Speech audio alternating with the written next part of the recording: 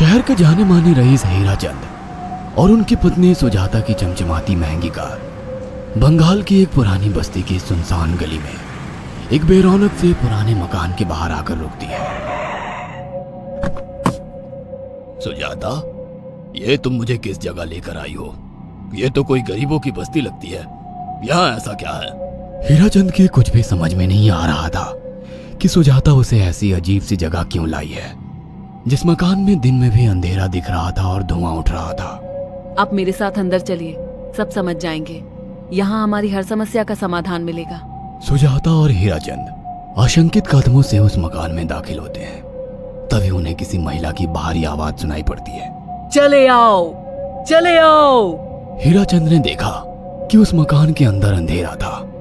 अचानक हीराचंद की निगाह एक कमरे की ओर पड़ी, जिसके अंदर हल्की हल्की सी रोशनी आ रही थी और उस कमरे के अंदर से धुआं उठ रहा था। शायद उस कमरे के अंदर आग जल रही थी। है? ये किसकी आवाज है? यहाँ इतना अंधेरा क्यों है और ये धुआं कैसे उठ रहा है? मेरा तो यहाँ दम घुट रहा है। सुजाता और हीराचंद धीरे धीरे कदमों से उस कमरे के अंदर चले गए। अंदर वाले कमरे में बिखरे बाल वाली एक खूबसूरत सी बूढ़ी औरत सामने जल रही आग में एक मुर्गी की गर्दन काटकर उसका खून गिरा रही थी और मुर्गी का शरीर छटपटा रहा था।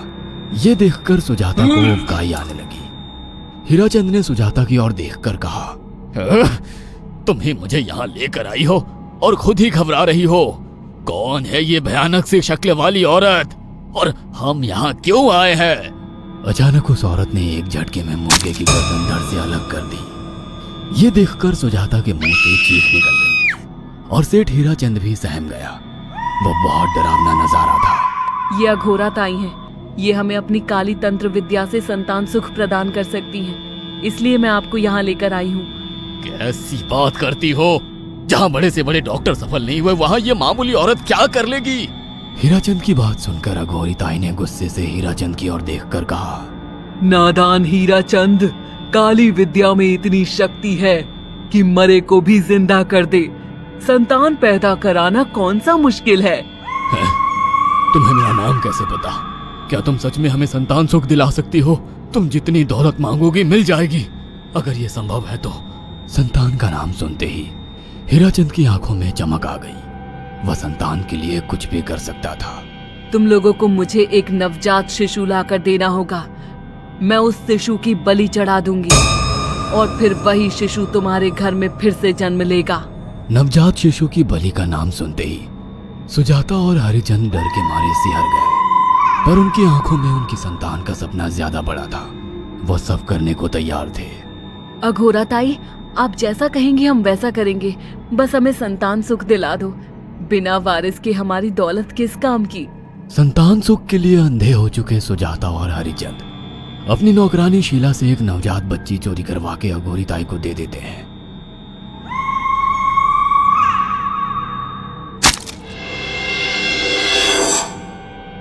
उस शिशु की बलि से सुजाता गर्भवती हो जाती है। देखा आपने अघोरा की तंत्र शक्ति?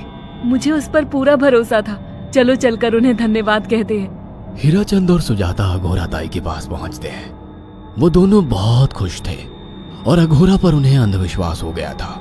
अघोरा ताई, आप महान तंत्रिका है। आपने वो चमत्कार कर दिखाया जो बड़े बड़े डॉक्टर नहीं कर सके। ये काली विद्या है बेटा। अगर तुम दोनों चाहो तो मैं इस विद्या से तुम दोनों को हमेशा के लिए जवान बना सकती हूँ। क्या सच में ऐसा संभव है?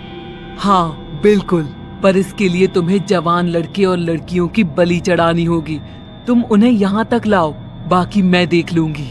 जवान रहने की लालच में अंधे सुजाता और हरिचंद एक अनाथ आश्रमों से हर रोज एक लड़की या लड़के को गोद लेने के बहाने अघोरी के पास बलि चढ़ाने ले जाने लगे।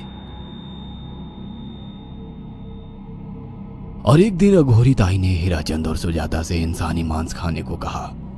पूरी तरह से इंसान से हैवान बन चुके अब वो दोनों इंसानी मांस खाने के लिए तैयार भी हो गए। ये गर्म खून और मांस खाकर तुम लोगों की उम्र भी बढ़ जाएगी। खाओ इसे।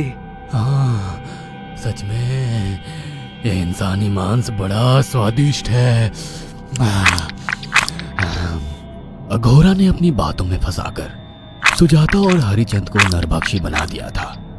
वो तीनों हर दिन बलि चढ़ाकर खून पीकर मांस खाने लगे। नौकरानी शीला भी नए शिकार लाने में उनकी मदद करती थी, मगर एक दिन शीला को शिकार नहीं मिला। मेम साहब, आज एक भी शिकार हाथ नहीं लगा और मैं बहुत थक गई हूँ और घर जाकर थोड़ा आराम करना चाहती हूँ। कोई बात नहीं शीला, एक छोटा सा काम है, तुम हमारे साथ चलो, लौटते में हम तुम्हें घर छोड़ देंगे। जी मेम साहब। शीला नहीं जानती थी कि शिकार नहीं मिलने से सुजाता और हरिचंद अंदर से बौखला गए थे और उनके दिमाग में एक शैतानी चाल चल रही थी। सुजाता, ये बेहोशी की दवा है। शीला के कार में बैठते ही तुम उसे सुंघा देना। आज हमें इसी की बलि देनी होगी। इसने हमारे यहाँ का बहुत खाना खाया, अब हम लोग इसे खाएंगे। वैसे भी ये आगे चल के हमारे लिए खतरा बन सकती थी।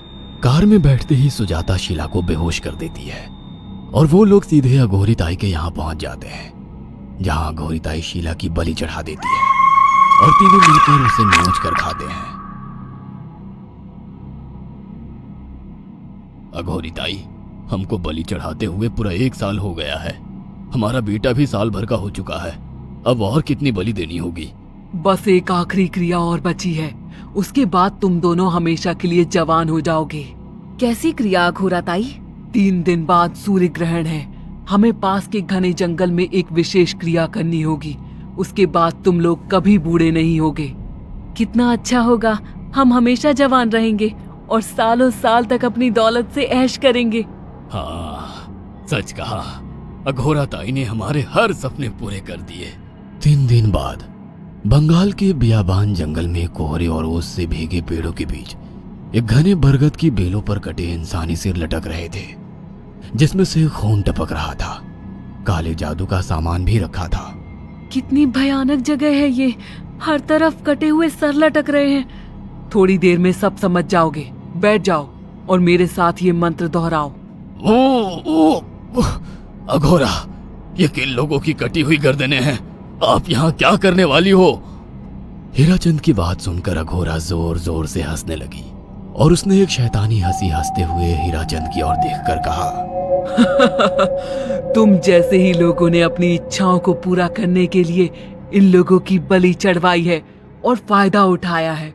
अब तुम दोनों आंखें बंद करके यहाँ बैठ जाओ और मेरे साथ मंत्रों को दोहराते जाओ।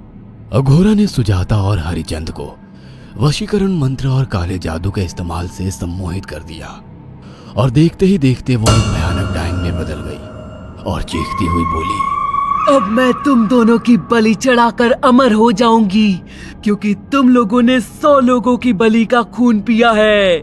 देखते ही देखते उस डायन ने फरसे से एक एक करके सुजाता और हरिचंद की गर्दन काटकर जल रही आग में बलि चढ़ा दी और उनका गर्म खून पीने लगी। जब तक तुम जैसे मूर्ख और लालची लोग अपने फायदे के लिए दूसरों को मेरे पास लाते रहेंगे, मैं उनका फायदा उठाकर ऐसे ही उनकी बलि चढ़ाती रहूंगी। दरअसल अघोरा एक डायन थी और अपना स्वार्थ पूरा करने के लिए उसने हीराचंद और सुजाता की लालच का फायदा उठाकर उनकी भी बलि चढ़ा दी। बुरे काम का बुरा ही नतीजा मिलता है। अगर आप